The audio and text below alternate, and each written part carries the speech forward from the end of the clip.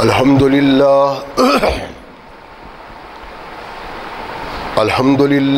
نحمده ونستعینه ونستغفره ونؤمن به ونتوکل علیہ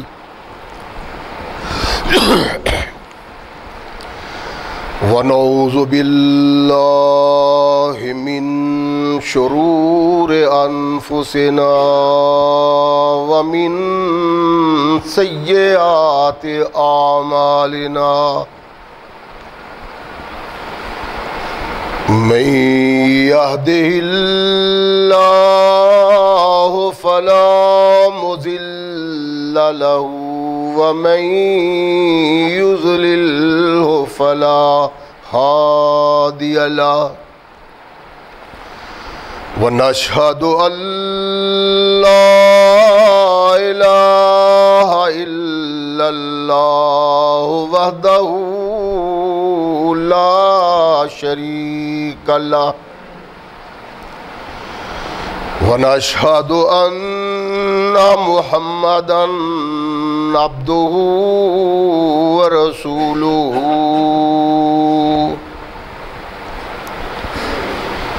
أما بعد فأحسن الحديث كتاب الله وخير الهدي هدي محمد صلى الله عليه وسلم وشر الأمور محدثاتها وكل محدثة بدعة وكل بدعة ضلالة وكل ضلالة في النار أما بعد فأعوذ بالله السميع العليم من الشيطان الرجيم من حمزه ونفخه ونفثه بسم الله الرحمن الرحيم قل يا أيها الناس إني رسول الله إليكم جميعا الذي له ملك السماوات والأرض لا إله إلا هو يحيي ويميت فآمنوا بالله ورسوله النبي الأمي الذي يؤمن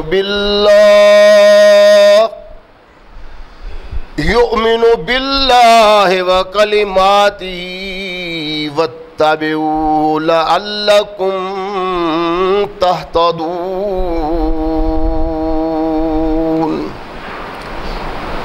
صدق اللہ مولانا العظیم وصدق رسولہ النبی الکریم۔ ہر قسم کی حمد و ثنا، تعریفات و توصیفات اس خالق و مالک کے لیے ہیں جس نے اس ساری کائنات کو تخلیق دیا اور اس کی حسن و آبادی کے لیے حضرت انسان کو تخلیق فرمایا۔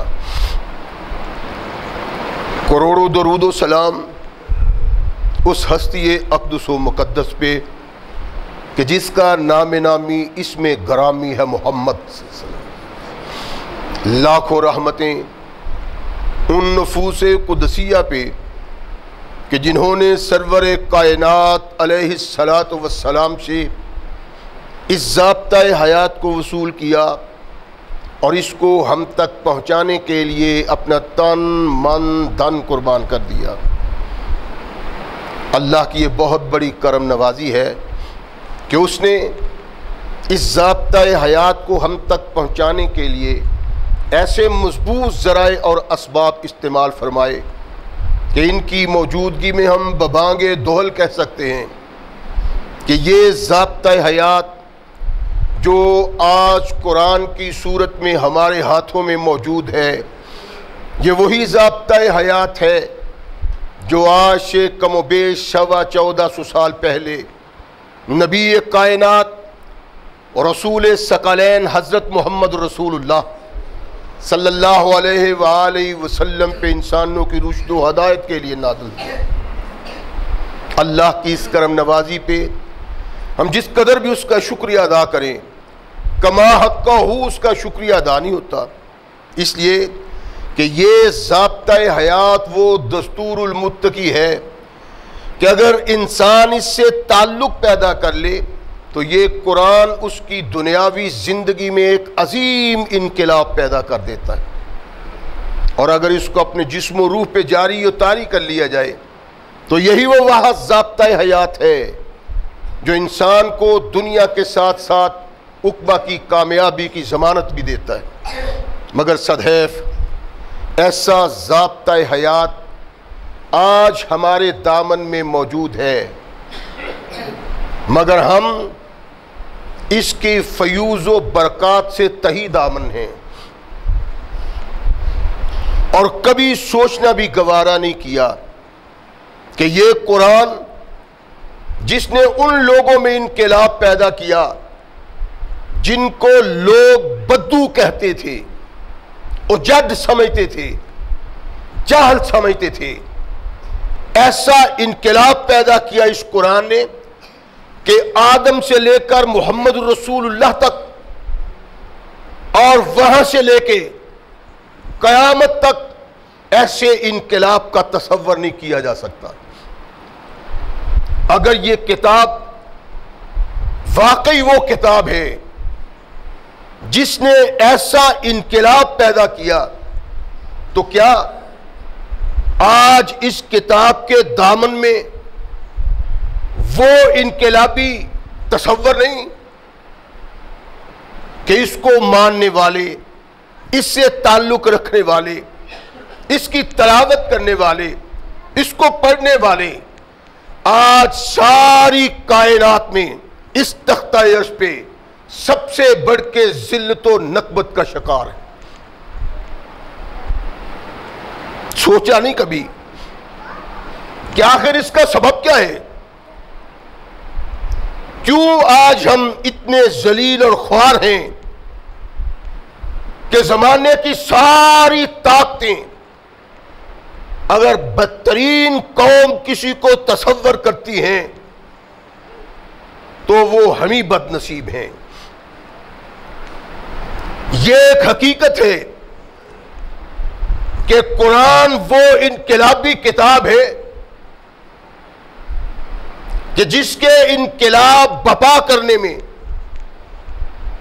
ایک لمحہ کے لیے بھی شک و شبہ کی گنجائش نہیں، اور یہ بھی حقیقت ہے یہ ہمارے ہاتھوں میں ہے اور ہم زمانے میں پریشان ہیں۔ آخر کیا سمجھا جائے؟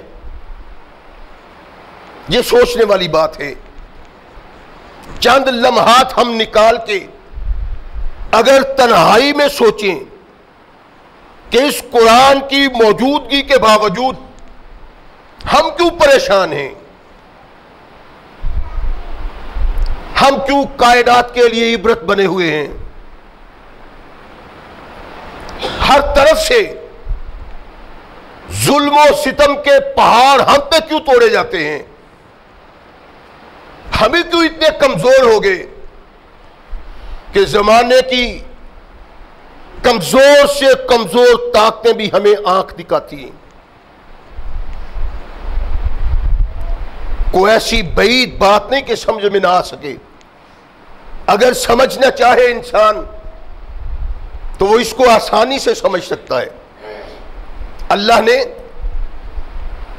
بہت سارے مقامات میں قرآن میں ارشاد فرمایا ہے کہ تمہاری کامیابیوں کے سبب کیا تھے؟ اور آج تمہاری ناکامیوں کے اسباب کیا ہیں؟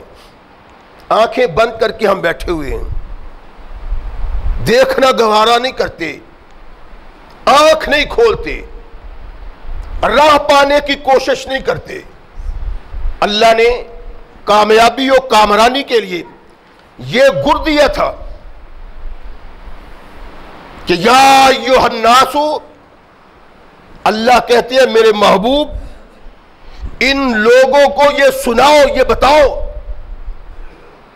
کہ اے لوگوں انی رسول اللہ الیکم جمیعا، میں تم تمام لوگوں کی طرف اللہ کا پیغامبر ہوں، اللہ کا رسول ہوں، اور میرے رسول ہونے کے بعد تمہاری ایک زندگی ہے، ذمہ ایک فرض ہے۔ تمہاری ذمہ داری کیا ہے کہ فآمنوا باللہ ورسولہ، کہ اللہ اور اس کے رسول پہ ایمان لاؤ۔ رسول کون؟ النبی الامی الذی یؤمن باللہ وکلماتہ واتبعوہ لعلکم تہتدون۔ فرمایا وہ دنیا کا پڑھا ہوا نہیں، لیکن قرآن کے آ جانے کے بعد، رحمان کا تعلق ہو جانے کے بعد وہ اتنا فاضل ہو گیا ہے کہ دنیا کے بڑے بڑے پڑھے ہوئے لوگ اس کے سامنے زانوئے تلمس طے کرتے ہیں۔ اس کا سبب کیا ہے؟ کہ وہ اللہ کے احکامات کی پیروی کرتا ہے، اللہ کے احکامات پہ نظر رکھتا ہے، اور چونکہ وہ اللہ کے احکامات کو پیش نگاہ رکھتا ہے، اس لیے تمہیں کہا جاتا ہے کہ واتبعوہ، اس کی تابعداری کرو، لعلکم تہتدون، تاکہ تم کامیابی اور کامرانیوں کی راہ پا سکو۔ تو قرآن کے کہنے کے مطابق کامیابی و کامرانی، عزت و شرف، بلند مقام، بلند درجہ، عظمت تب قوم کو ملتی ہے جب قوم آنکھیں بند کر کے محمد الرسول اللہ کے پیچھے چلتی، جب ان کے سامنے کوئی دوسرا تصور نہیں رہتا۔ ایک الہ ہے جس کی عبادت کرتے ہوئے انہیں احساس ہوتا ہے کہ اس کے علاوہ کائنات میں کوئی عبادت کے لائق نہیں، اور ایک اللہ نے ہادی دیا، ایک رسول دیا جس کے متعلق یہ ایمان ہونا چاہیے کہ اس کے علاوہ کائنات میں کوئی رہنما نہیں، اس کے علاوہ کسی کی عبادت نہیں کی جا سکتی، اور اس کے علاوہ کسی کی اطاعت نہیں کی جا سکتی۔ جب یہ نظریہ حیات مومن اپنا لے تو اللہ کہتے ہیں گارنٹی دیتا ہوں کہ عزت و وقار تمہارے قدم چومیں گی۔ ذلت کب آئے گی؟ نقمت کب آئے گی؟ پریشانی کب آئے گی؟ جب اپنے قائد سے منہ پھیریں گے، جب محمد الرسول اللہ صلی اللہ علیہ وسلم کی زندگی، ان کے فرمان، ان کی سنت سے اعراض کریں گے تو اللہ کی رحمتیں ہم سے روٹ جائیں گے۔ اللہ نے یہ کہا ہے تو کیا یہ اللہ نے سچ نہیں کہا؟ اس میں کوئی گنجائش ہے کہ آدمی کہے نہیں جی اس مقام پہ ہم نے دیکھا ہے، اس جگہ پہ ہم نے دیکھا ہے، اس دور میں ہم نے دیکھا ہے کہ جو اس کے مطابق اللہ اور رسول کی رہنمائی کو قبول کرتا ہے وہ پریشانی کا شکار ہی رہا۔ ایسا نہیں۔ جب اللہ نے اسلام کو، قرآن کو، سنت کو زمانے میں حکومت دی تو اس کے بعد جو بھی اس سے وابستہ رہا، جس نے بھی اپنی تقدیر کو بدلنے کے لیے قرآن کو پیش نگاہ رکھا، محمد الرسول اللہ کی سنت کو پیش نگاہ رکھا، تو وہ کامیاب رہا ہے۔ بدنصیبی کا شکار مسلمان اس وقت بنتا ہے جب اس سے اعراض کرتا ہے۔ اللہ نے ارشاد فرمایا ہے کہ تم میرے محمد سے تعلق پیدا کر لو، واتبعوہ، اس کی پیروی کرو، لعلکم تہتدون، تاکہ تم دنیا اور آخرت میں عزت اور وقار پا سکو۔ اور عزت و وقار ہم سے تبھی چھینی ہے جب ہم نے قرآن سے اعراض کر لیا اور محمد رسول اللہ سے اعراض کر لیا۔ جب تک اس سے وابستگی رہی مسلمان کی، اللہ کی رحمتوں کا نزول ہوتا رہا، اور تاریخ اس بات کی شاہد ہے، تب تک اللہ کی رحمتوں کا یوں نزول ہوتا رہا کہ وہ چلے گئے۔ اسلام کو نہ ماننے والے اپنی قوموں کو کہتے ہیں، اپنے مخاطبین کو کہتے ہیں کہ اگر زمانے میں امن و سکون چاہیے تو محمد کے پروردہ لوگوں کی طرف دیکھو، ان حکمرانوں کی طرف جنہوں نے محمد رسول اللہ کی آواز میں لبیک کہا۔ رحمتیں ہی رحمتیں تھیں۔ ہوتی کیسے ہیں؟ جب دل و دماغ میں یہ چیز سما جائے کہ کائنات کے آقا محمد رسول اللہ صلی اللہ علیہ وسلم کے منہ سے نکلا ہوا ہر کلمہ انسان کے لیے سبب عطاعت ہے، جو اس سے اعراض کرتا ہے، جو اس سے پہلو تہی کرتا ہے، اتنا ہی اللہ کی رحمتوں سے دور ہو جاتا ہے۔ اللہ نے جب قرآن نازل کیا تو ہر جمعہ عرض کرتا ہوں، ایک کسوٹی دی ایمان کو پرکھنے کی کہ آمنو کما آمن الناس، ایمان کا اظہار ویسے کرو جیسے محمد کے صحابہ نے کیا۔ ایمان وہ ہے، کامیابی اس ایمان میں ہے۔ ایمان کو قائم رکھنے کے لیے، ایمان کو اللہ اور رسول کے فرمان کے مطابق نبھانے کے لیے ضروری ہے کہ نبی رحمت محمد رسول اللہ صلی اللہ علیہ وسلم کی سنت کو دیکھا جائے۔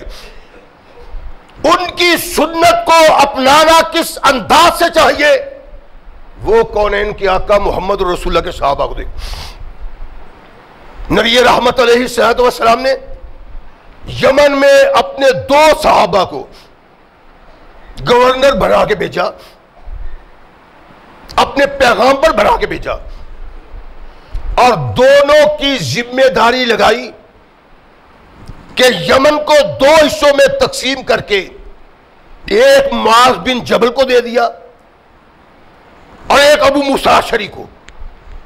ارشاد فرمایا، دیکھو لوگوں سے نرمی کرنا، ہر وقت تیوڑیاں نہیں چڑھنی ہونی چاہیے تمہاری زبین پہ، غصے سے آگ بگھولا نہیں ہونا چاہیے، نرمی سے محبت سے بات کرنا، ان کو راغب کرنا اسلام کی طرف، اپنے کردار سے نفرت نہ دلانا۔ یعنی اس کا مطلب ہے کہ انسان کا کردار جو لوگوں کے سامنے آتا ہے وہ سبب ترغیب بھی ہوتا ہے اور سبب نفرت بھی ہوتا ہے۔ اللہ کے نبی نے کہا کہ میں یہ چاہتا ہوں کہ تمہارے کردار کو دیکھ کے لوگ یہ سمجھے کہ یہ محمد کے ماننے والے ہیں، اور یہ ازل تک رہے گا۔ جب تک دنیا قائم ہے، اسلام کے نام لیوا ہیں، اگر ان کا کردار، اگر ان کی گفتار، اگر ان کی سوچ، اگر ان کی فکر محمد رسول اللہ کے مطابق نہیں تو وہ صحیح مومن کہلوانے کا حقدار نہیں، کہ وہ تو نبی کے لیے نموشی کا سبب بنا، برائی کا سبب بنا۔ مقصد تو یہ تھا کہ تجھے دیکھ کے لوگ محمد کو پہچانے صلی اللہ علیہ وسلم۔ تیرا کیا ہے؟ کچھ نہیں کرنا، سختی نہیں کرنی۔ اور تاریخ میں ہے کہ یہ دونوں بھائی جب کبھی معائنہ کرتے ہوئے اپنے علاقے کا ایک دوسرے کے قریب پہنچتے تو اس کو ملنے کے لیے جاتے۔ اگر ابو موسیٰ اشعری اپنی سلطنت کا معائنہ کرتے، اپنے علاقے کا معائنہ کرتے کہ کہیں کسی کو تکلیف تو نہیں، کہیں کوئی دکھی تو نہیں، کہیں کوئی پریشان تو نہیں، اگر ہے تو اس کی پریشانی کو دور کیا جائے۔ ایک دوسرے کے قریب ہوتے تو ملتے۔ معاذ بن جبل ایک دفعہ آئے، ابو موسیٰ اشعری کا دربار لگا ہوا ہے اور بہت سارے لوگ وہاں بیٹھے ہوئے ہیں۔ ایک شخص ہے جس کے ہاتھ گردن کے ساتھ بندھے ہوئے، معاذ گھوڑی پہ سوار ہیں۔ کہا ابو موسیٰ یہ کیا ہے؟ کہنے لگے کہ یہ آدمی اسلام قبول کر کے ارتداد کر چکا ہے، تشریف لائیے۔ ارشاد فرمایا تب تک میں زمین پہ نہیں اتر سکتا جب تک اس کی گردن تن سے جدا نہ کر دی جائے۔ حضور تشریف لائیں، نیچے اتریں، اس کے ہاتھ اسی لیے بندھے ہوئے ہیں کہ اس کی گردن قلم کرنی ہے۔ ارشاد فرمایا نہیں ابو موسیٰ، کب سے تو نے اس کو گرفتار کر رکھا ہے؟ میں یہ سمجھتا ہوں اسلام سے بنا ہے کہ محمد کا باغی جب بغاوت کا اظہار کرتا ہے تو اس کو چند لمحات بھی دیے جائیں جینے کے لیے۔ میں نہیں چاہتا، اور تب تک نہیں اتروں گا جب تک محمد کا قانون نافذ نہ ہو جائے صلی اللہ علیہ وسلم، کہ جب انسان ارتداد اختیار کرتا ہے فاقتلوہ۔ اللہ کہتے ہیں لا اکراہ فی الدین، کسی کو دین کے لیے مجبور نہ کرو۔ اور قرآن میں رب نے کہا کہ قرآن پہ ایمان نہ لاؤ جب تک اس پہ غور و فکر نہ کر لو۔ جب غور و فکر کر لو، عقل کے گھوڑے دوڑا لو، تقابلی جائزہ لے لو تمام قانونوں سے، قانون محمد کا اعلیٰ و بالا نظر آئے تو پھر اس کو قبول کرنے کے بعد چھوڑنا نہیں۔ اگر چھوڑو گے تو دین محمد کی توہین ہے صلی اللہ علیہ وسلم، اس لیے کسی اس آدمی کو چھوڑ نہیں سکتا۔ معاذ کہتے ہیں تب تک زمین پہ قدم نہیں لگاؤں گا جب تک محمد کا قانون نافذ نہ ہو جائے صلی اللہ علیہ وسلم۔ ابو موسیٰ اشعری نے گردن اڑائی اور کہا تو قلم کر دیا گردن، اترے زمین پہ۔ ارشاد فرمایا کہ میری زندگی کا مقصد یہ ہے کہ محمد رسول اللہ صلی اللہ علیہ وسلم کے قانون کے نفاذ میں ایک لمحہ کے لیے کمی نہ کی جائے، اور یہی سبب ہے ایمان کا یہ رخ مسلمان کو کامل و اکمل مسلمان بناتا ہے کہ آواز مصطفیٰ اور اس کے بعد خاموشی سے سر جھکانا۔ فاروق اعظم رضی اللہ تعالیٰ سارے خلافت کی عمر مجوسیوں سے ٹیکس نہیں لیا کہ یہ ٹیکس کے قابل نہیں۔ عبد الرحمن ابن عوف کو پتہ چلتا ہے کہ عمر مجوسیوں سے ٹیکس نہیں لیتے، کیوں؟ کہ یہ اس قابل نہیں۔ کہا تمہارے نزدیک نہیں، میں نے دیکھا ہے کہ حجر کے مجوسیوں سے محمد الرسول اللہ نے ٹیکس لیا ہے۔ اسی وقت عمر فاروق نے اعلان کر دیا کہ آج کے بعد مجوسیوں سے ٹیکس لیا جائے گا۔ یہ ایمان ہے جس ایمان کو اللہ پیدا کرنا چاہتے ہیں اور محمد الرسول اللہ پیدا کرنا۔ ادھر فرمان پیغمبر، ادھر گردن جھکائی ہو، قانون کچھ ہو، زمانہ کچھ چاہے، افراد کچھ چاہے، اگر محمد الرسول اللہ کا فرمان سامنے آ جائے گردن جھکانا ایمان کی علامت ہے۔ اگر آدمی اعراض کرتا ہے تو اس سے اس کا ایمان اعراض کر لیتا ہے۔ کونین کے آقا محمد رسول اللہ صلی اللہ علیہ وسلم نے ہماری رہنمائی کی ہے، اور ہر فرمان پہ نبی رحمت محمد رسول اللہ کا ایک مطالبہ تھا۔ صحابہ کا ایمان کیا ہے، ان کی فکر کیا ہے، ان کی سوچ کیا ہے کہ اللہ کے نبی کا فرمان پتہ چلا ہے تو سب کچھ چھوڑ چھاڑ کے آنکھیں بند کے لبیک کہا کہ اللہ کے نبی جو ارشاد فرماتے ہیں۔ یہ وہ تصور تھا جو اللہ پیدا کرنا چاہتے تھے، اور اس تصور کے نقشہ میں جو رنگ محمد رسول اللہ کے صحابہ نے بھرا ہے وہی رنگ اللہ ہر مسلمان میں دیکھنا چاہتا ہے کہ کیا تم یہ رنگ بھرتے ہو کردار سے محمد رسول اللہ کے نقشے میں؟ آئیے ایک ایسا عمل جس عمل کو یہ قوم اس کثرت سے اپنائی ہوئی ہے کہ شرم آتی ہے اپنی قوم میں اس کا تجزیہ کرتے ہوئے. ہماری قوم کے افراد، ہمارے عزیز و اقارب، ہمارے بڑے ہمارے چھوٹے، کونین کے آقا محمد رسول اللہ صلی اللہ علیہ وسلم سے بغاوت کی زندگی بسر کرتے ہیں، اور یہ تباہی، تمہاری بربادی، ذلت و نکبت کا سبب یہ ہے کہ تم باغی ہو گئے ہو محمد رسول اللہ کے دین. ثقلین کے تاجدار محمد رسول اللہ صلی اللہ علیہ وسلم بہت پریشان رہا کرتے تھے ایک عمل سے جو عرب میں بہت زیادہ پایا جاتا تھا. شراب عام تھی، اور شراب پینے کے بعد انسان ہوش و حواس کھو دیتا ہے. اللہ کے نبی جہاں خود اس سے نفرت کرتے تھے، نبی رحمت محمد رسول اللہ کے ایک اور غلام اس سے نفرت کرتا تھا، اور اللہ سے دعائیں کیا کرتا تھا، اللہ شراب کے لیے ایسے احکامات بھیج کہ مسلمان اس لعنت سے نجات پا جائیں. قرآن آیا، اللہ ارشاد فرماتے ہیں یسألونک عن الخمر والمیسر قل فیہما اسم کبیر ومنافع للناس واسمہما اکبر من نفعہما. مسلمانوں رک جاؤ شراب نوش کرنے سے، شراب پینے سے رک جاؤ، گناہ ہے، اللہ اس کو پسند نہیں کرتا. لیکن واضح حرمت کے احکام نہیں تھے. فاروق اعظم عرض کرتے ہیں اللہ کوئی پیغام واضح دو، واضح پیغام نہیں آتا. یا ایھا الذین آمنوا،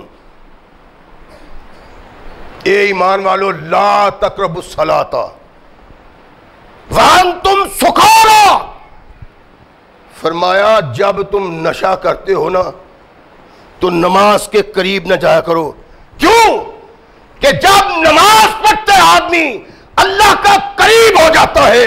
اللہ نہیں چاہتا کہ کوئی ایسا بد نصیب مسلمان ہو کہ اس نے وہ کردار اپنایا ہوا ہو، وہ عمل اپنایا ہوا ہو جو عمل اللہ کو ناپسند ہے. لیکن مسلمان پھر شراب پیتے تھے کہ اللہ نے اس کو حرام قرار نہیں دیا، ایک جرم تو قرار دیا ہے جس کی سزا بھی کوئی نہیں. کونین کے آقا ثقلین کے تاجدار محمد رسول اللہ صلی اللہ علیہ وسلم نے اس سے نفرت کا اظہار تو کیا، قرآن نے نفرت تو دھڑائی، لیکن احکامات ایسے نہیں تھے کہ مسلمان کو یوں گرفت کی جائے کہ تم اللہ اور رسول کے باغی ہو. حدیث میں ہے کہ پھر عمر فاروق اپنے اللہ سے آہوزاری کرتے ہیں کہ اللہ کوئی راستہ دو ہمیں. کائنات کی بدترین چیز جس کو نوش کر کے انسان اپنی ماں کو بھول جاتا ہے، اپنی بہن کو بھول جاتا ہے، اپنی بیٹی کو بھول جاتا ہے، اللہ اس سے نجات دلانے کوئی راہ پیدا کر دو. یا ایھا الذین آمنوا انما الخمر والمیسر والانصاب والازلام رجس من عمل الشیطان فاجتنبوہ لعلکم تفلحون. قرآن آ گیا. نبی رحمت محمد رسول اللہ صلی اللہ علیہ وسلم کی تسلی ہو گئی، فاروق اعظم کی تسلی ہو گئی کہ آج کے بعد مسلمانوں کے لیے شراب کو حرام کر دیا. اور جب نبی رحمت محمد رسول اللہ صلی اللہ علیہ وسلم کا یہ پیغام صحابہ تک گیا تو صحابہ کا کردار کیا تھا؟ آمنو کما آمن الناس. ان لوگوں کا کردار دیکھو جس کردار کو رب نے ہمارے لیے نمونہ بنایا ہوا ہے. انس کہتے ہیں کہ میں ابو طلحہ کے گھر ساتھیوں کو شراب پلا رہا تھا. حلال ہے، صدیق اکبر اس کے قریب نہیں پھٹک دے، حلال ہے. نبی کائنات اس کے قریب نہیں پھٹکتے، حلال ہے حرام نہیں، فاروق اعظم اس کے قریب نہیں پھٹکتے، حلال ہے حرام نہیں، لیکن نفرت ہے، نہیں قریب آئے۔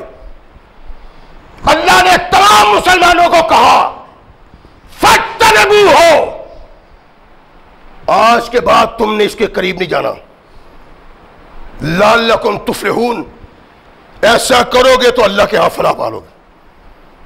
انس کہتے ہیں کہ ابو طلحہ کے گھر میں خدمت کر رہا ہوں، چھوٹا بچہ ہوں، شراب پلا رہا ہوں، مسلمان شراب پی رہے ہیں، اس کے دوست و احباب، ایک شخص قریب سے گزرا، یہ کیا کر رہے ہو؟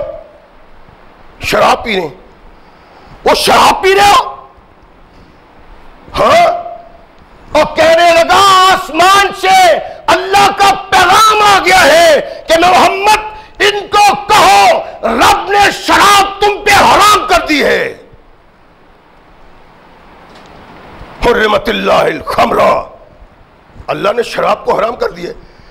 صحابہ نے سنا، یہ نہیں کہا کہ جاؤ جا کے دیکھو کیا نبی رحمت محمد رسول نے فرمایا، بلکہ پیغام آیا، سرے تسلیم خم ہے جو مزاج یار میں آئے، اگر محمد رسول اللہ نے اس کو حرام قرار دے دیا ہے، ابو طلحہ نے کہا انس جتنے مٹکے شراب کے ہیں سارے توڑ دو۔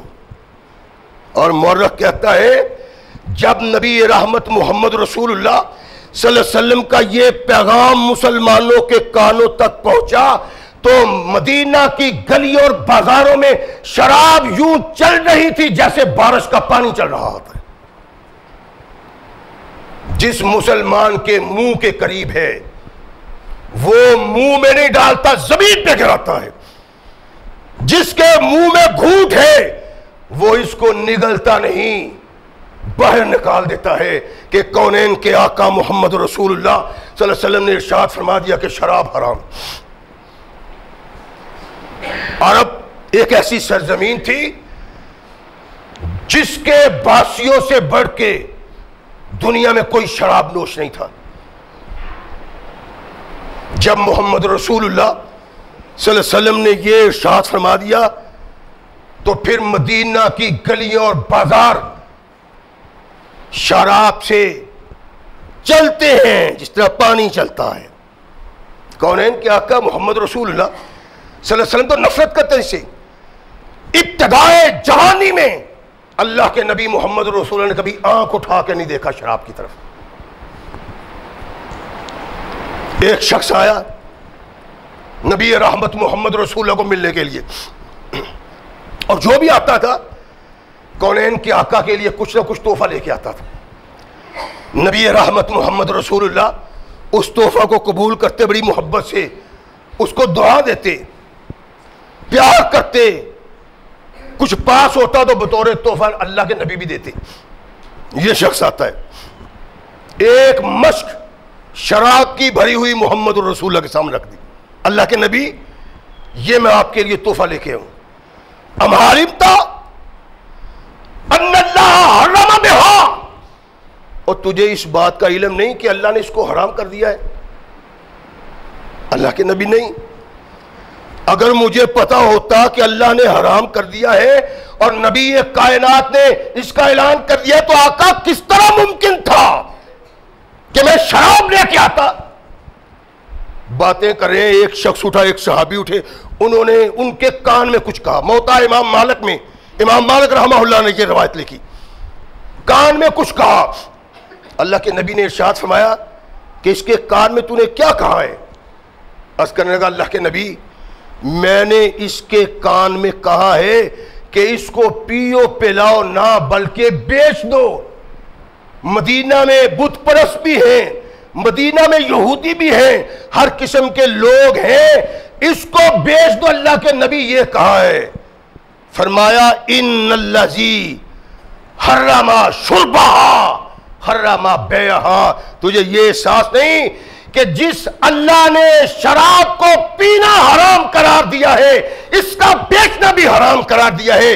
یعنی شراب جیسی خباثت مسلمانوں میں نہیں، اگر کوئی مسلمان کافروں میں فروخت کرنا چاہتا ہے تو اللہ نے اس کو بھی حرام قرار دیا ہے۔ شراب کے متعلق محمد رسول اللہ کی احکامات سوچنے کی بات ہے، اور ہمیں احساس ہے کہ ہم مسلمان ہیں اور تختہ عرش میں ہم سے بڑھ کے کوئی بد نصیب نہیں اور کوئی ذلیل نہیں۔ اس کا سبب کیا ہے؟ کائنات میں سب سے بڑا سچا مسلک اور مذہب عقیدہ جس نے کائنات کے انسانوں کو جینے کا سلیقہ دیا، آج ان پہ زندگی حرام ہے۔ اس کا سبب کیا ہے؟ سبب کچھ اور ہے کہ جس کو تو سمجھتا ہے زوال بندہ مومن کا بے ذری سے نہیں۔ احساس تو کرو، کونین کے آقا محمد رسول اللہ نے کیا ارشاد فرمایا؟ نبی رحمت علیہ السلام نے نفرت کا اظہار کیا، اور اس سے نفرت کا اظہار صحابہ نے کیا۔ حدیث میں ہے کہ اس انسان نے، اس صحابی نے سنا، مشک کا منہ کھول دیا۔ صحابی کہتے ہیں اس طرح مشک بہہ گئی کہ لمحوں میں ساری شراب بہہ گئی سے۔ کونین کے آقا محمد رسول اللہ کا فرمان صحابی رسول کے سامنے، اور صحابی رسول کا کردار لا ایمان ہے ساتھ۔ اگر آج بھی وہ ایمان آ جائے، اللہ کی قسم سارے زمانے میں مسلمان اسلام کی توتی بولے۔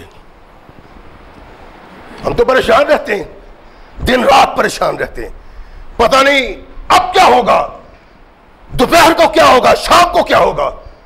ہمارا وزیر داخلہ کہتا ہے کہ پاکستان کے لیے بڑا برا وقت آ چکا ہے، سازشیں ہو رہی ہیں پاکستان کے خلاف، کائنات کی ساری طاقتیں بھی سازش کریں، یہ اللہ رسول کے نام پہ بنا ہے، کوئی اس کو مٹا نہیں سکتا۔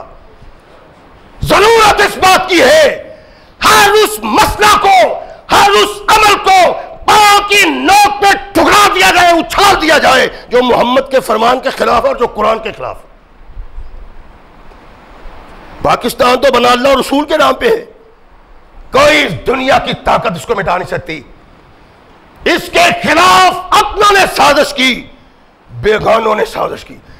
اور شاید اگر آپ یاد رکھتے ہو تو آپ کو یاد ہوگا جب ٹسل چلی تھی ایران کی اور امریکہ کی، میں نے اس وقت کہا تھا، جب لوگ کہتے تھے کہ ایران کی باری ہے، امریکہ یہ کر دے گا وہ کر دے گا، میں نے آج سے 2.5-3 سال پہلے کہا تھا کہ ایران کی باری نہیں، یہ مسلمانوں کی آنکھوں میں خاک ڈالی جا رہی۔ جتنا امریکہ دشمن ہے اسلام کا، جتنا امریکہ دشمن ہے مسلمان کا، اتنا ہی بڑا دشمن ہے ایران۔ وہ مسلمانوں کے خلاف سازشیں کرتا ہے، اور یہ بھی سازش ہے ایران کی جو یمن میں ہو رہا ہے، لیکن آنکھیں بند ہیں، سوچنے کی طاقت اور جرت نہیں۔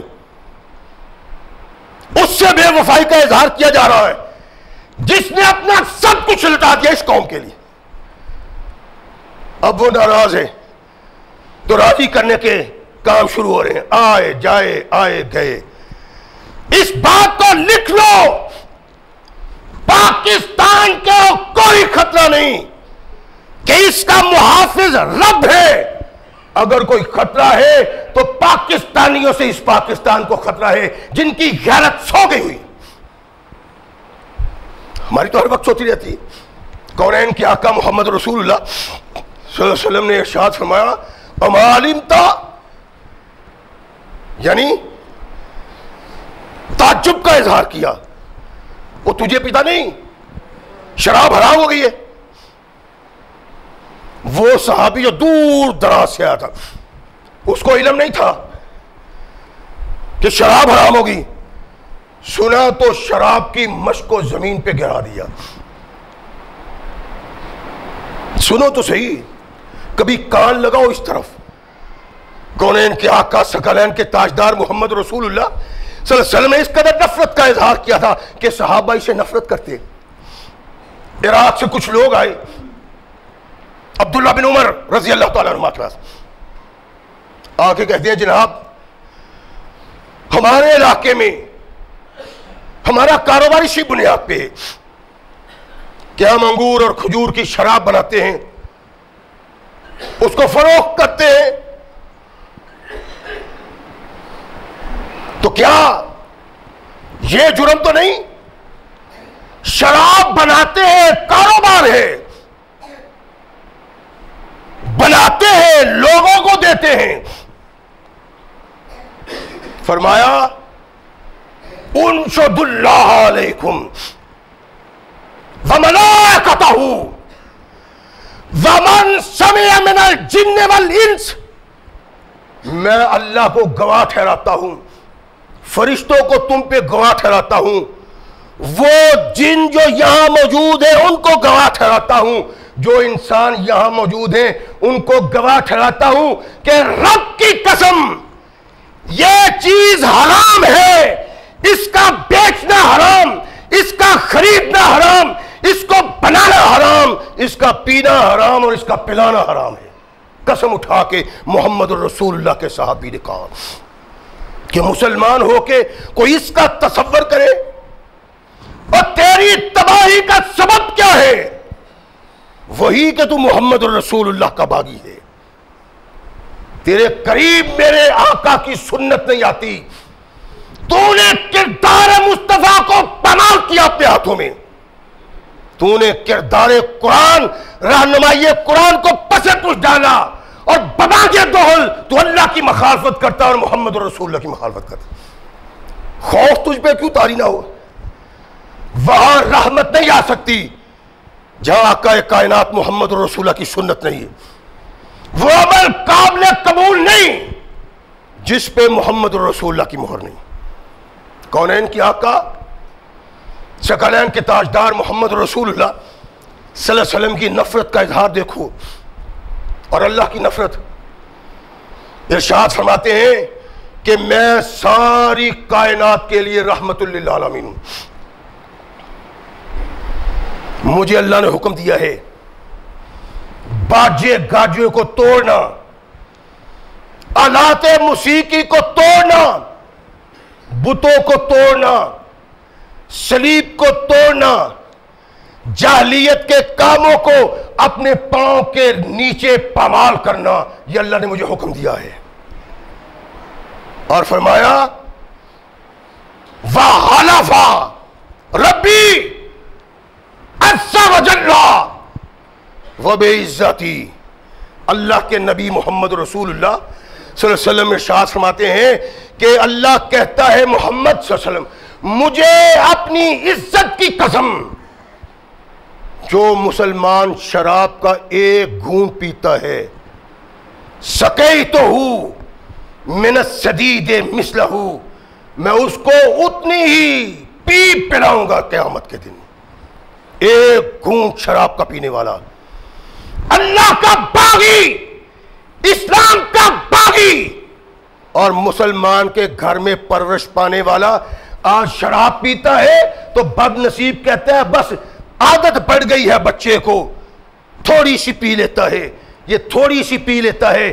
اس کے لیڈر بوتلیں چڑھا جاتے ہیں، کوئی احساس نہیں، غیرت کا ایک لمحہ تمہارے اندر نہیں.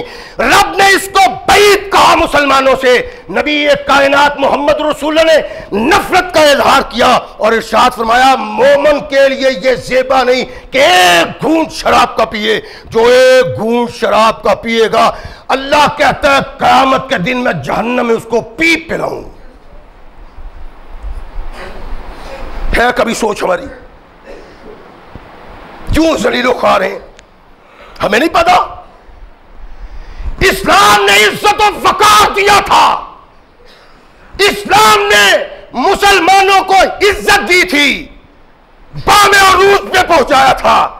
اس نے بد کرداری کی بنا پہ وہاں گر گیا کہ اس سے زیادہ نیچے گرنا ناممکن ہے. نبی رحمت محمد رسول نے اس کی وضاحت کی. اپنے گھر میں جھانکو، دیکھنے والی باتیں ہیں. اللہ کی قسم افسوس ہوتا ہے. ایک کہنے والے نے کہا کہ بڑا عزت والا گھر ہے، دین والا گھر ہے، شرفاء کا گھر ہے، لیکن بچہ اپنے برادری کا نام لے کے کہتا ہے جو شراب نہیں پیتا وہ تو اس برادری سے ہی تعلق نہیں رکھتا. نہ سمجھو گے تو مٹ جاؤ گے غافل مسلمانوں، تمہاری داستان تک بھی نہ ہوگی داستانوں میں. سمجھ لو اگر تم نے تباہ ہونا ہے تو اپنے کردار کی بنا پہ تم تباہی کا خود شکار بنو گے. میں اگر سوختہ ساما ہوں تو یہ روزے سیاہ خود دکھایا ہے میرے گھر کے چراغاں نے مجھے. ہمارا کردار یہ ہے کہ اللہ کی رحمتیں روٹ گئیں. محمد رسول اللہ صلی اللہ علیہ وسلم کو شاید افسوس ہوگا کہ یہ قوم کہاں کھو گئی. نبی رحمت علیہ السلام نے اس پیپ کا ذکر اس انداز سے کیا ہے جس کو اللہ کہتے ہیں سقیتہ من السدید مثلہ. اللہ کے نبی تشریف فرمائے، صحابہ بھی. ایک شخص آیا یمن کا رہنے والا ہے. اللہ کے نبی ہم لوگ جوار کی شراب بناتے ہیں، اس کو بیچتے ہیں، پیتے بھی ہیں، پلاتے بھی ہیں. جوار کی شراب تو ممنوع نہیں. اللہ کے نبی نے ارشاد فرمایا کہ جوار کی شراب سے نشہ تو نہیں ہوتا. ابو داؤد کی روایت ہے صحیح سند کے ساتھ، صحیح متن صحیح سند. میں نے بارہا کہا ہے کہ میں کوئی ایسی روایت نہیں بیان کرتا، کوشش کرتا ہوں کہ جو ضعیف ہو آپ کو دھوکہ دوں. ایسی سند جو پیسے کا سونا، ایسا متن تو در حقیقت مثلا محمد رسول اللہ کا فرمان. ارشاد فرمایا اس سے نشہ تو نہیں ہوتا. کہنے لگا اللہ کے نبی نشہ تو ہوتا ہے. فرمایا کل مسکر حرام، جس بھی چیز سے انسان کو نشہ آتا ہے وہ حرام ہے. ذرا غور کیا آپ نے، شربت کی بوتل ہوتے ہیں یہاں پینے والی، انگریزی بنایا ہوا. ایلوپیتھی ہماری بیماریوں کے لیے، اس میں بڑی بڑی بیماریاں ہوتی. اور آج ہوتا کیا ہے کہ ڈاکٹر حکیم نشیوں کو وہ بوتل دیتے ہیں شراب، اپنا شربت کی، جس میں بھرپور شراب ہوتی ہے. ہوتا کیا ہے کہ یہ جی بیماری کی بنا پہ لے جا رہے ہیں. اللہ کے نبی محمد رسول اللہ صلی اللہ علیہ وسلم نے ارشاد فرمایا تھا ایک وقت ایسا آئے گا کہ شراب کا نام بدل دیا جائے گا. اب یہ شربت بلا دے کھانسی کا شربت ہے، پھیپھڑوں کے لیے شربت ہے. اور نبی کائنات نے کہا کلو دائن دوائن فتدوؤ بدوائے حلال. ہر بیماری کی اللہ نے دوا پیدا کی ہے، دعا وہ کرو جو حلال ہو، حرام دعا بھی ٹھیک نہیں. کونین کے آقا محمد رسول اللہ انشاءاللہ. اللہ کے نبی نے کہا کہ اس میں نشہ تو نہیں. اللہ کے نبی ہے، فرمایا کلو مسکرن حرام. اور اللہ نے اس بات کا حد کیا ہوا ہے کہ جو شخص نشے والی چیز پیے گا یسقیہو، اللہ اسے پلائے گا من طینۃ الخبال، طینۃ الخبال سے. اب صحابہ کو یہ علم نہیں کہ یہ طینۃ الخبال کیا ہے. صحابی آیا، اس نے پوچھا کہ اللہ کے نبی جوار کی ہم شراب بناتے ہیں، مجبوری ہے پینے کی، بنتی ہے، لیتے ہیں، دیتے ہیں، پیتے ہیں، پلاتے ہیں، جوار کی شراب تو حرام نہیں. ارشاد فرمایا اگر نشہ تو حرام ہے. اور اللہ نے یہ عہد کیا ہوا ہے کہ جو شخص نشہ دینے والی چیز استعمال کرے گا، وہ شربت ہو، سگریٹ ہو، چرس ہو، بھنگ ہو، شراب ہو، جو نشہ دیتی ہے، نہ کہنا کہ بھنگ تو نہیں جی نشہ دیتی، اس کو پلاؤ جس نے کبھی نہیں پی ہوئی، وغیرہ بوتلیں کی بوتلیں پی جانے والوں کو نشہ نہیں ہوتا. اللہ کے نبی نے ارشاد فرمایا کہ وہ چیز جس کے زیادہ پینے سے نشہ ہوتا ہے وہ تھوڑی پینا بھی حرام ہے. اللہ کے نبی نشہ تو اس سے ہوتا ہے. فرمایا اللہ یسقیہو من طینۃ الخبال، اس کو طینۃ الخبال پہ آئیں گے. علم نہیں صحابہ کو. ما طینۃ الخبال یا رسول اللہ صلی اللہ علیہ وسلم، اللہ کے نبی یہ طینۃ الخبال کیا ہے؟ جو اللہ شراب پینے والے کو، نشہ والی چیز کھانے پینے والے کو اللہ پلائے گا، یہ کیا ہے؟ کونین کے آقا محمد رسول اللہ صلی اللہ علیہ وسلم نے ارشاد فرمایا کہ یہ جہنمیوں کے زخموں کی پیپ ہے جو اللہ شراب پینے والے کو پلائے گا. کونین کے آقا ثقلین کے تاجدار محمد رسول اللہ صلی اللہ علیہ وسلم تشریف فرمائے. صحابہ سننے والی بات، جو شخص یہ بھی محمد رسول اللہ کا پیغام سن کے عمل نہیں کرے گا، سوچ لے کہ اللہ کے دربار میں جانا ہے. کونین کے آقا ثقلین کے تاجدار محمد رسول اللہ تشریف فرمائے. ایک شخص آیا، دیلم نام ہے اس کا، صحابی ہے. اللہ کے نبی، ہم جس علاقے میں رہتے ہیں وہ بڑا ٹھنڈا علاقہ ہے، یک سردی اللہ کے نبی، اور پھر محنت مزدوری کرتے ہیں، مشقت کرتے ہیں، دن رات محنت کرتے ہیں، تھک کے چور ہو جاتے ہیں. تو اللہ کے نبی گیہوں کی شراب بنا لیتے ہیں. وہ سردی میں بھی کام آتی ہے، اور جب ہم تھکاوٹ سے چور ہوتے ہیں اللہ کے نبی وہ شراب پی لیتے ہیں گیہوں کی، تھکاوٹ بھی دور ہو جاتی ہے، سردی بھی دور ہو جاتی ہے. اللہ کے نبی اس کی اجازت ہے. اللہ کے نبی نے ارشاد فرمایا حل یسکرا، اس سے نشہ ہوتا ہے؟ نعم. فاجتنبوا، ہوتا ہے. اللہ کے نبی فرمایا مسلمان ہو، اعراض کرو اس سے، جدا ہو جاؤ اس سے.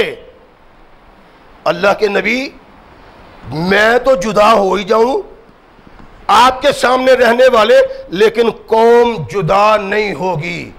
فرمایا فَإِن لَمْ يَتْرُكُوهُ فَاقْتُلُوهُمْ، اگر وہ شراب نہیں چھوڑتے تو ان کے خلاف قتال کرو.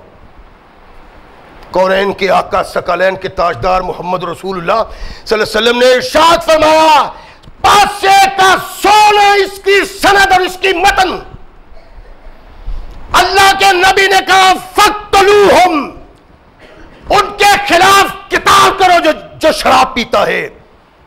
کونین کے آقا محمد رسول اللہ جس کے خلاف قتال کرنے کا حکم دیتے ہیں، تو کیا کرتا ہے؟ سوچو، ہم ذلیل کیوں ہیں، ہم خواہ کیوں ہیں، اور ہماری ذلت و نکبت کا سبب کوئی غیر نہیں، اپنی ذلت کا سبب ہم خود ہیں. شرابی چودھری، شرابی پھنے خاں، شرابی بادشاہ آ رہا ہوتا تو سلام کرتے ہیں مسلمان. میں نہیں کہتا اللہ کرے تیرا ہاتھ ٹوٹ جائے جس ہاتھ سے تو شرابی کو سلام کہتا ہے. میرے محمد کہتے ہیں قتل کرو اس کو، لڑائی کرو اس سے، جہاد کرو اس کے خلاف، اور تو اس کو سلام کہتا ہے. اور اگر کچھ نہیں کر سکتا، اس کو روک نہیں سکتا، اللہ کے نبی نے ارشاد فرمایا کہ برائی کو طاقت کے ساتھ روک دو. اگر تم میں اتنی طاقت نہیں تو کونین کے آقا نے ارشاد فرمایا منہ سے کہو یہ بغاوت ہے رب کی، یہ بغاوت ہے رسول کی. اگر یہ بھی نہیں کر سکتے، فرمایا دل میں اس سے نفرت کرو. ھذا اضعف الایمان، یہ بدترین ایمان کا درجہ ہے. تم سلام کرتے ہو شرابی کو، کونین کے آقا محمد رسول اللہ صلی اللہ علیہ وسلم فرمایا قاتلوہم، ان کے خلاف قتال کرو جو محمد کی بات سننے کے باوجود شراب پیتے، جو قرآن کے کہنے کے باوجود شراب پیتے ہیں. اور اس معاشرہ میں رب کی لعنتیں نازل ہوتی ہیں جس مسلمان معاشرہ میں رب کا باغی مسلمان ہوتا ہے اور محمد کی سنت کا باغی ہوتا ہے. رحمتیں تبھی نازل ہوتی ہیں اگر آقا کائنات محمد رسول اللہ کی سنت پہ عمل کیا جائے. اگر قرآن پڑھا جائے، قرآن کی بات کی جائے تو رحمتیں نازل ہوتی ہیں اللہ کی. اگر نہیں تو پھر اللہ کی رحمتیں ناراض ہو جاتی ہے. ثقلین کے تاجدار محمد رسول اللہ صلی اللہ علیہ وسلم فرماتے ہیں کہ قتال کرو اس کے خلاف. ہم سلام کرتے ہیں اسے. اور کہا کیا تھا نبی رحمت محمد رسول اللہ نے کہ میرے اللہ نے کہا ہے آمنو کما آمن الناس, ایمان ویسے لاؤ جیسے محمد کے صحابہ ایمان لائے ہیں. ان کا ایمان کیا ہے؟ عبداللہ بن مغفل اللہ کے نبی کے صحابی, دیکھا ایک شخص کو کہ وہ یوں کنکری پکڑتا ہے یوں مارتا ہے, چلتے ادھر تے آتے جاتے کنکریاں چلاتا ہے. نہا رسول اللہ صلی اللہ علیہ وسلم الخط سے, کنکریوں کو یوں چلانے سے نبی رحمت محمد رسول اللہ نے منع کیا ہے. فرمایا یا اللہ کے نبی ناپسند کرتے تھے. دو الفاظ ہیں صحابی, اس کو سمجھایا کہ اس سے نہ دشمن کو نقصان پہنچتا ہے نہ شکار ہوتا ہے. اللہ کے نبی نے ارشاد فرمایا کسی کی آنکھ پھوڑی جا سکتی ہے, کسی کا دانت توڑا جا سکتا ہے, اس لیے پتھر کو یوں نہ چلاؤ اس طرح انسانوں میں. بات آئی گئی ہو گئی. ایک دفعہ پھر دیکھا کہ وہ کنکریوں کو یوں ہی چلا رہا ہے. کہا میں نے تجھے کہا تھا کہ محمد رسول اللہ نے اس بات سے منع کیا ہے, لیکن تو پھر چلا رہا ہے. لا اکلم قضا و قضا, محمد کا باغی ہے تو, آج کے بعد میں تجھ سے کلام نہیں کروں گا. کنکریاں چلانے والے سے اس قدر نفرت کا اظہار کیا محمد رسول اللہ کے صحابہ نے. تو جس کے خلاف لڑنے کا حکم محمد رسول دے رہے ہیں, تو سلام کرتا ہے اس چودھری کو, تو سلام کرتا ہے اس بٹ صاحب کو, تو سلام کرتا ہے اس بڑے اور لینڈ لارڈ کو. کوئی سلام نہیں. باغی حق کا, باغی رسول کا, کونین کے آقا محمد رسول اللہ صلی اللہ علیہ وسلم نے نفرت کا اظہار کیا ہے اور حکم دیا ہے کہ اس انسان سے نفرت کا اظہار کرو. اللہ کے نبی جب کسی شرابی کو دیکھ لیتے تو ارشاد فرماتے مارو اس کو. کوئی جوتیوں سے مارتا, کوئی ٹھوکریں مارتا, کوئی پتھر مارتا, کوئی لاٹھیاں مارتا. اتنا ذلیل و خوار کیا جاتا اس کو کہ معاشرے کے لیے عبرت کا سبب بن جاتا, اور معاشرے کے لوگ کہتے بہت بست ہوا ہے. کونین کے آقا محمد رسول اللہ صلی اللہ علیہ وسلم نے ارشاد فرمایا یہ سزا کافی ہے, تان نہ دو. تان دینے سے شیطان اس کو ترغیب دلائے گا جرم کے لیے. لیکن محمد رسول اللہ نے نفرت کا اظہار کیا ہے. ہم کیا ہیں؟ ہمارے لہل و نہار کیا ہے؟ جیسا بھی ہو, جس کو میں مسلمان کہنے کے لیے مجبور ہو جاؤں, قرآن نہیں مجبور ہوتا اور محمد رسول اللہ مجبور نہیں ہوتے. کونین کے آقا ثقلین کے تاجدار محمد رسول اللہ صلی اللہ علیہ وسلم نے ارشاد فرمایا کہ شراب پینے والے پہ اللہ نے جنت کو حرام کر دیا ہے. تو جنت مومن مسلمان کے لیے حرام نہیں, کس بد نصیب کے لیے حرام ہے؟ نبی رحمت محمد رسول اللہ صلی اللہ علیہ وسلم کا پیغام سنیں. کونین کے آقا محمد رسول اللہ ارشاد فرماتے ہیں کہ جب مسلمان شراب پیتا ہے, فرمایا 40 دن تک اللہ اس کی نماز قبول نہیں کرتا. پہلے ایک حدیث سنیں. نبی رحمت محمد رسول اللہ صلی اللہ علیہ وسلم ارشاد فرماتے ہیں کہ گناہ کرنے والے, خطا کرنے والے, اللہ کی بغاوت کرنے والے, اللہ کے احکامات کو پسے پوچھ ڈالنے والے, جب تجھے یاد آ جائے اللہ کے حضور سر جھکا دو, اللہ تیری توبہ قبول کر لے گا. شاعر نے کہا ہے نا, بازا بازا ہراچ ہستی بازا, گر کافرو گبرو بت پرستی بازا, این در گئے ماں در گئے نا امیدی نیز, 100 بار اگر توبہ شکستی بازا. محمد رسول اللہ کے فرمان کا ترجمہ کہ اگر 100 بار بھی تیری توبہ ٹوٹ گئی ہے, آجا اللہ پھر قبول کر لے گا. اللہ کے نبی نے ارشاد فرمایا کہ شرابی جب شراب پیتا ہے 40 دن تک لا تقبل اللہ لہو صلاۃ 40 نہارا 40 الجوما, اللہ کہ نبی کہتے ہیں کہ اللہ 40 دن تک اس کی نماز کو قبول نہیں کرتے. فَإِن تَابَ تَابَ اللَّهُ عَلَيْهِ، اگر وہ توبہ کر لیتا ہے، ڈر جاتا ہے، گھبرا جاتا ہے، خوف آتا ہے، اللہ کے حضور آگے گر گڑاتا ہے، روتا ہے، اللہ کے نبی نے ارشاد فرمایا اس کی توبہ قبول کر لی جاتی. پھر شراب پی لیتا ہے. اللہ کے نبی نے کہا 40 دن تک نماز قبول نہیں کی جاتی. فَإِن تَابَ تَابَ اللَّهُ عَلَيْهِ، توبہ کرتا ہے، روتا ہے، اللہ آپ معافی دے دو، معافی دے دی. تیسری بار پھر شراب پیتا ہے، روتا ہے، کہتا ہے اللہ انسانوں کمی بیشی ہو جاتی ہے، فطرت کا تقاضا ہے میرے اللہ مجھے معاف کر دو. اب نہیں کرتا. تاب اللہ علیہ، اللہ توبہ قبول کر لیتے ہیں. فرمایا چوتھی بار وہ کرتا ہے، توبہ پینے کے بعد توبہ کرتا ہے، یہ توبہ کرتا ہے، روتا ہے، لم یتب اللہ علیہا، فرمایا 4 بار شراب پینے والا ایسا بد نصیب ہے کہ اللہ توبہ کے دروازے بند کر دیتا ہے اس پہ. 4 بار شراب پینے والا شراب کی بخشش رب سے مانگتا ہے، کائنات کے آقا نے ارشاد فرمایا اس کی توبہ قبول نہیں ہوتی. ایسی بد نصیبی ہے جس کو آج ہم اس طرح اپنائے ہوئے ہیں کہ گھر گھر ہر کوئی نہ کوئی فرد ہر گھر کا شراب سے آگاہ ہے، شناسا ہے، شراب پیتا ہے. میرے آقا نے ارشاد فرمایا کہ شرابی رب کا باغی ہے اور محمد کا باغی ہے، اور جو قوم من حیث القوم اللہ کی باغی ہو، محمد الرسول اللہ کی باغی ہو، وہاں رحمتوں کا نزول نہیں ہوتا. ہماری تباہی کا سبب یہ ہے کہ ہم قرآن کو پس پش ڈالے ہوئے ہیں، محمد الرسول اللہ کو پس پش ڈالے ہوئے ہیں. عرض کیا تھا ابتدا ہی سے کہ جب تک محمد الرسول اللہ صلی اللہ علیہ وسلم کی اطاعت کا ہار گلے میں نہیں ڈالا جاتا تب تک اللہ کی رحمتیں ہم پہ نہیں آ سکتی.